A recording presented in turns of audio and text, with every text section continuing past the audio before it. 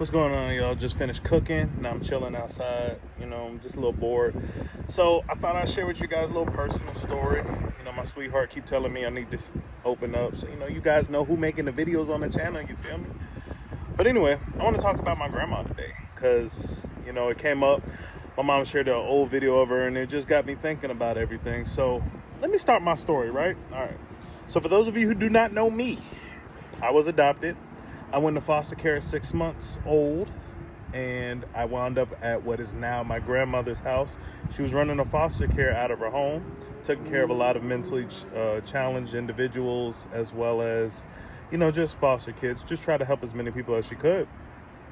I was one of those individuals at 6 months, went to her home. I was dealing with seizures, very bad eyesight. I'm pretty blind as it is today. Only thing I didn't outgrow.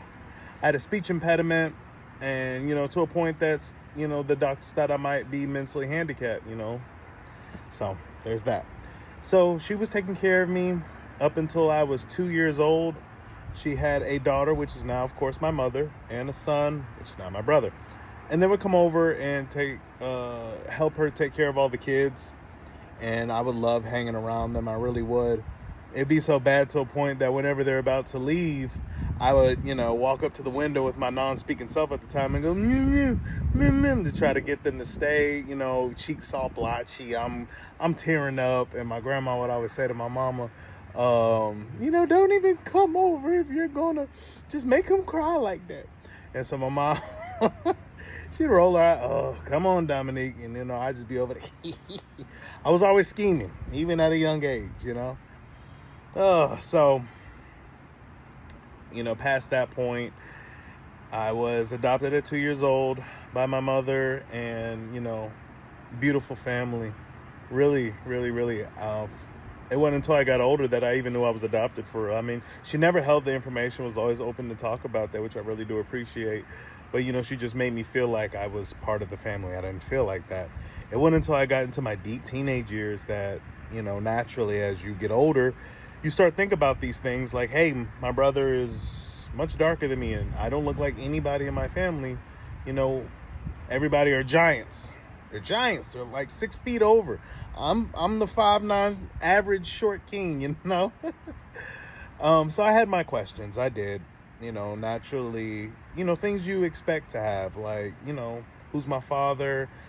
Who is my mother? Why? Those things came up.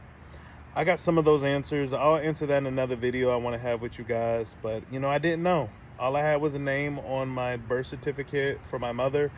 My father, biologically, my father was not there. There was no line. I did not know. So, anyway, like I said, I'll say that for another video. Let's fast forward.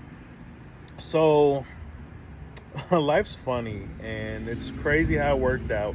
But my grandmother actually suffered from Alzheimer's, dementia. I'm not sure how to differentiate the two, but for like 10 years, she went through this battle where first, her mind started slowly going where she just forgets small things.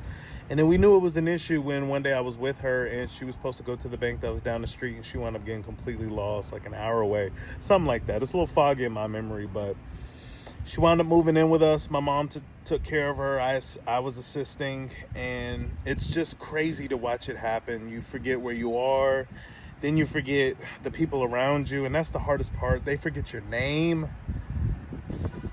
Waking up every day, the foster mother that took care of you doesn't even know who you are.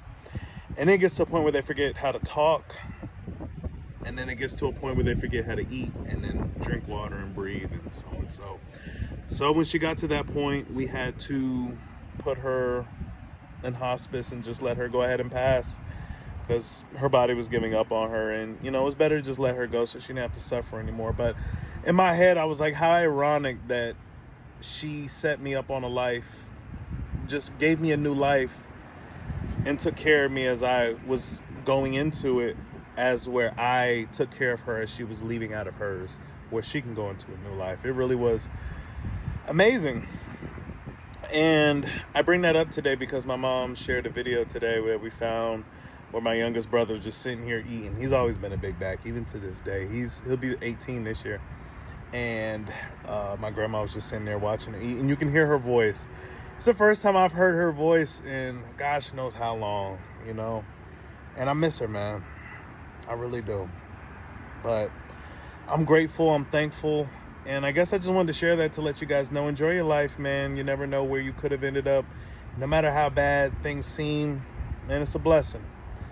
Love the people around you and enjoy yourself. But that was the first episode I wanted to share with you guys. I will have more in the future. Thank you guys so much for watching. If you listen to the end, do me a favor, put a red heart. Actually, no, put a purple heart and an elephant.